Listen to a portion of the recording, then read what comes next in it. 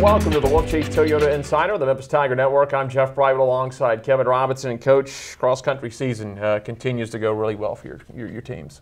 Yeah, I mean, we're a couple meets in now.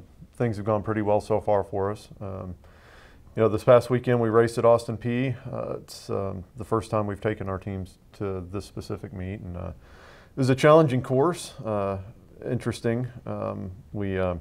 We had a few little bumps in the road. A couple of our guys took a wrong turn and got omitted from the results, but we still managed to win the race on both sides. And you know, I think anytime you can come out of a race with victory, it's a good thing for the program. Well, it's great because both the men and the women win this weekend at Austin Peay. They did the same thing in the Rhodes Invitational. It's the first time in program history you've had the men and women do it 2 times in the same season. Yeah, I mean, I'm excited that we're bringing home, you know, some titles here and there. The ironic thing about, you know, the women's victory is that we didn't race our top 7 runners from the previous 2 races, so we wanted to give them an opportunity to rest and recover and get prepared for the Louisville meet this weekend, which is going to be a very, very competitive race for us. But you know, the other girls that we brought, we talked about going out and doing their job, and we had a lot of kids that ran really, really well. A couple of them really stepped up. Paige Sandwell was our #1 finisher. She broke 19 minutes for the first time in her life. She's just a freshman, and right behind her with Megan Briley.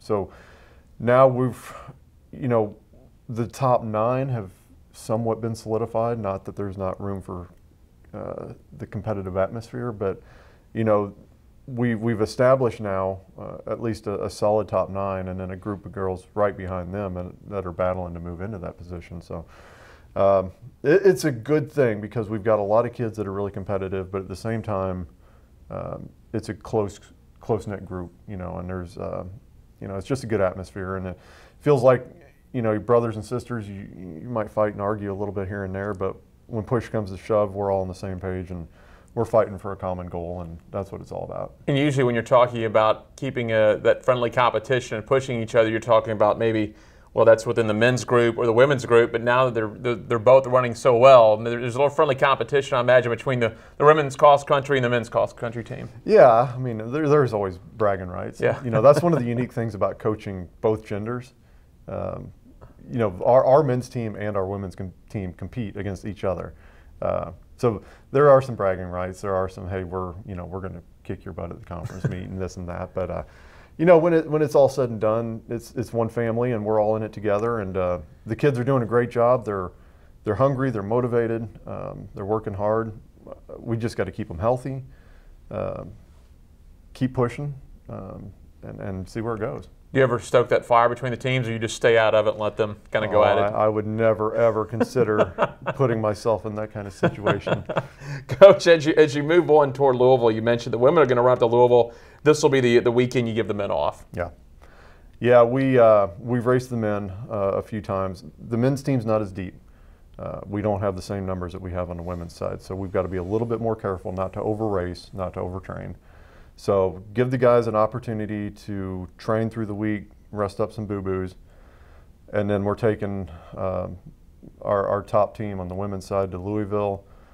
We've been accepted into the gold race, which is the elite level race. It's going to be one of the most competitive meets in the nation this week. So it gives our girls a chance to see where they really stack up. And I'm truly excited about the opportunity. I think we can go in and definitely get some recognition. If the girls step up and compete like we know that they can, then I would expect us to compete very, very well and place pretty high. Have you ever seen this course you're going to run up at Louisville? Yeah, I've had groups run on it in the past. It's been a couple of years since I've felt like I've had a group that could compete there. So this is a great opportunity. It's a really, really fast course. Nothing like what we saw this weekend. There'll be no logs in the middle of the course, no creeks to jump. This will actually be a very fast, highly, highly competitive meet. So it puts them in a great position. All they have to do is step up and compete. And finally, Coach, a nice honor for the women's program. For the first time last week in program history, they moved in the regional rankings at number 12, and now we've just learned they've moved up to number 11. Yeah, we did. We moved up to number 11, and you know, that's encouraging. It's always good to have some sort of national recognition, but ultimately it doesn't mean a whole lot. What matters is that we stay focused and we keep doing what we're doing. It's an honor. It's a great thing for the program, but at the same time, it can be a distraction, right? And we're not going to let that happen. We feel like we're better than that. So some people feel a little insulted by a number 11 ranking. Whatever the case might be, it doesn't matter until we run head to head with these schools. People can rank us however they want. The proof's in the pudding.